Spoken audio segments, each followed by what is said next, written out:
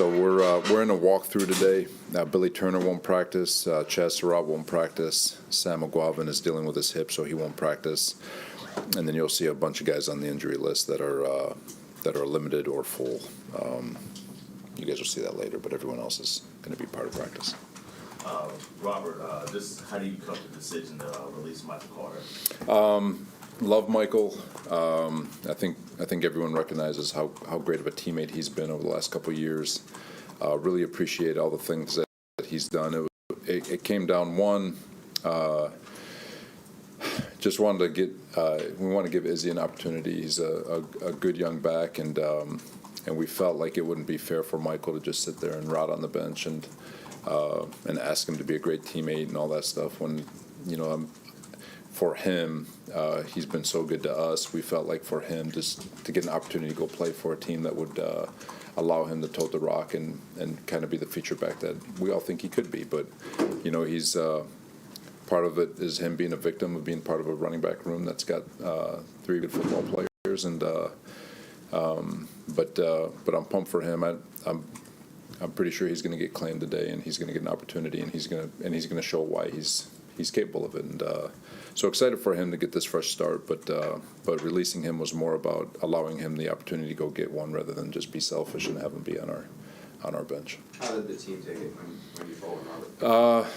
I'd probably answer it'd be more for them to answer. I'm sure they're disappointed because. I should say that. Did you address the team? Um, Talk to them about it? Yeah, a little bit. It wasn't just a little bit, but I haven't asked any opinions or anything. But I would imagine players don't like seeing players get cut. Coaches don't like seeing players get cut. It's the ugly part of the profession. But I know with Michael, our heart's in the right spot in terms of just trying to help him get the opportunity to play elsewhere and to get an opportunity to stick in the NFL, if you will.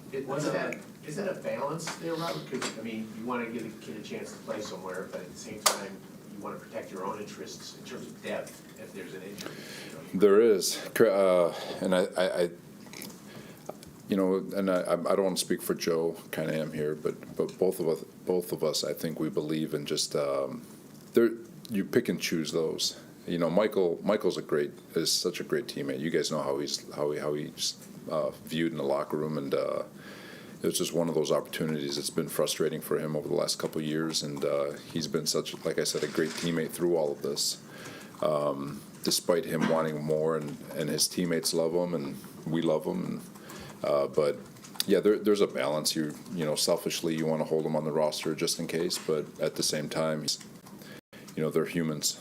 Too, and they want to prove that they're capable of doing things in the league, and sometimes it's the right decision to make. How is his situation different than Carl's? Because Carl's another guy. Guys have jumped him. He's inactive, but he's still on the roster. No, for sure. You're right. That is something that you could discuss. But in that situation, just with regards to Carl, the D line gets injured at a very high rate, and he's been up. He was up last week. There's a place for Carl on this football team, and so we know that eventually with Carl we're still going to have to be able to use him. What is Izzy? Has he shown anything different that makes you feel more comfortable putting him out there than that you haven't been more comfortable playing him to this point? No, we know Izzy's speed, big, strong, powerful back.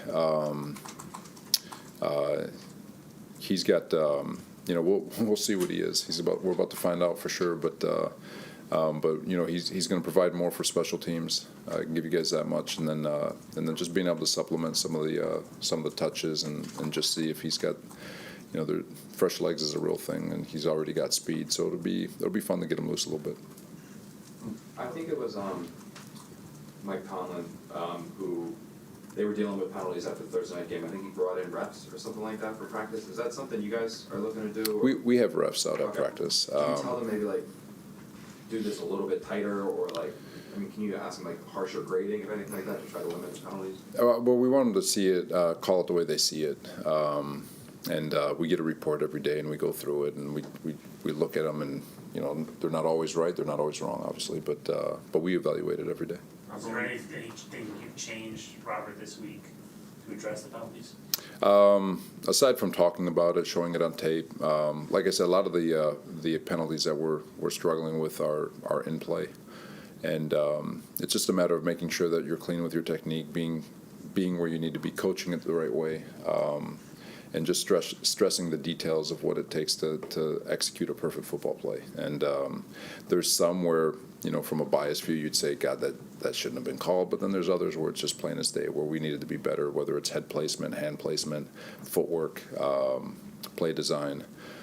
So it's a little bit of everything, and just making sure we're clean in those regards. Robert, we know now that the players had a meeting of some sort yesterday. What do you make of the guys feeling like they needed to do that?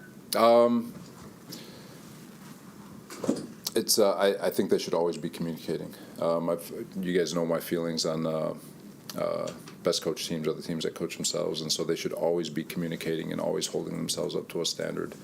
Obviously, coaches are always setting a message and all that stuff, but when you're able to look at one another and hold each other accountable, it becomes even more powerful. And so I feel like they should always be communicating in that regard. I know that they. I know that they all meet. I'm not sure whether it's Saturday or Friday, but I know they gather and watch tape together on different sides of the ball, different parts, but they're where the coaches aren't existent. I think that's a common practice throughout the league, where players just sit down, watch the tape, and hey, how do you see this, and go through the finer details of what it's going to take to play on Sunday. So it's not uncommon for players to sit down and have a conversation. Whether they do it in a team forum and want to announce it to the world, they should always be communicating. Will there be other personnel, I mean, you mentioned personnel changes, this is obviously one with Izzy. Will there be others that will be? There are. I'm not going to get into it now, but there are. With the Bills just kind of changing coordinators, just how does that affect maybe game planning for the upcoming week? A lot of respect for all of them. It's always unfortunate when it has to happen in season. Obviously, they have their reasons, but Brady's a very talented young man. He's from a schematic standpoint, we have our thoughts. I'm not going to get into it here. From a play calling standpoint, we have our thoughts. Not going to get into it here. Obviously, there's going to be some nuance and some change. You don't change coordinators unless you're expecting something to be different. And so we have our thoughts, but at the same time, to expect them to reinvent the wheel on such short notice, they are who they are. It's an extremely talented football team. They're still a top 10 offense despite changing coordinators. They rank top 10 in every statistical category. Josh Allen is one of the better quarterbacks in football. They've got tremendous skill guys all over the place. Their offensive line's good. They're explosive as heck. And so we're still expecting to see those guys. I know you're not expecting, I know you're not going to give anything specific, but how much can you take away from, him being the coordinator and just some of the tendencies that he's done in the past? That's the thing. There's a little unknown in that regard, and how much he's learned and changed, and what types of philosophy. He's so young as a coordinator, so he's probably changed a lot since his days in Carolina. And it's only been a couple of years, but there's you grow so much, and he's been exposed to another scheme, and so to try to look back, you might and all that stuff, but at the same time, I would imagine that he's going to create an entirely new identity as opposed to what his Carolina stuff was. Robert, one of the players that's received kind of the wrath outside of the building and anger for kind of why things aren't working is CJ in the tight end room. Is that one where, you have Jeremy, a younger guy, is that one where Jeremy might start getting more and more and more involved in the offense as he kind of phase out CJ a little bit, or? We've got three really good tight ends. Jeremy's been playing very well. He deserves to play a little bit more. Conklin's been having a really nice season. He's been doing a great job. And so when you look at the play balance of it all, you're talking about 5 or 10 plays swung in either direction with regards to Rucker and Conklin. And yeah, Rucker deserves to get some more action, and it's something that we're looking at. Will Dwayne be activated this week? Not sure. I know we have till Thanksgiving with him, but to make the decision on him. But it's again with him just communicating and just seeing where he's at. Aaron, you were asked after the game about Aaron, and you said if the doctor's clear, move. Is it that simple, or is that decision going to be way bigger than that in terms of? figuring out where you guys are God, next year. your guess is as good as mine. Oh, you're talking about like The like, decision of whether to let him come back this year. Is it as simple as, if the doctors say he's healthy, you say, all right, he's Yeah, a quarterback, or do you go, hey, he's 40 years old, coming off Achilles, we have to, whatever the record is then, we have to evaluate and think about, you know, as you say, globally, right? yeah, no, Next year. you're right. It's but at the same time, Aaron's a big boy, grown man, and no one's going to know Aaron's body like Aaron knows his body. And if he feels, after all the doctors clear him, and I'm sure there's a million of them, I have no idea on that stuff. But if Aaron says he wants to play, he's going to play. Do you feel, is there like a pressure to keep this afloat for that possibility to come? Pressure is to keep it afloat, just to keep it afloat, you know, and the pressure to go to the playoffs is always pressure. It's not for any one individual. It's not for any possibility. It's because we're competitors and we want to win football games. And I think Aaron's just icing on the cake. What does it mean, just to follow up on that, he said yesterday he'll be back pretty soon with the team full-time, I guess next week. What does that mean? I mean, what does it mean for the team to have him here every day, as opposed to popping in once a week? And also just dynamically, does he attend meetings, or how does that even work? Yeah, and I would imagine, you know, he's going to want to reacclimate to meetings and all that and reconnect himself. There's been a lot of changes to the system since he's been out, and just trying to figure things out with the guys that we have. And obviously, I've said it before. I have an admiration for him. Just, we're very young on the offensive side of the ball, and his veteran presence is always welcome. But